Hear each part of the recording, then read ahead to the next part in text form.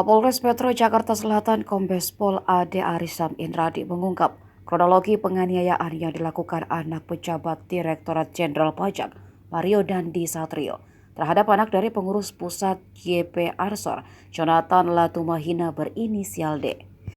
Penganiayaan itu bermula saat teman Mario berinisial A mengadu jika mendapat perlakuan kurang baik dari korban. Setelah mendengar itu, Mario langsung mendatangi D yang saat itu berada di rumah temannya berinisial R di kawasan Pesanggerahan, Jakarta Selatan. Mario datang ke lokasi menggunakan mobil Jeep Rubicon berwarna hitam. Dia datang bersama rekan-rekannya. Saat bertemu D, Mario langsung meminta klarifikasi perihal perbuatan tidak baik yang dilakukan korban pada A. Tak berselang lama, Mario kemudian ribut dengan korban yang berujung korban dibawa ke gang yang sepi kemudian dianiaya.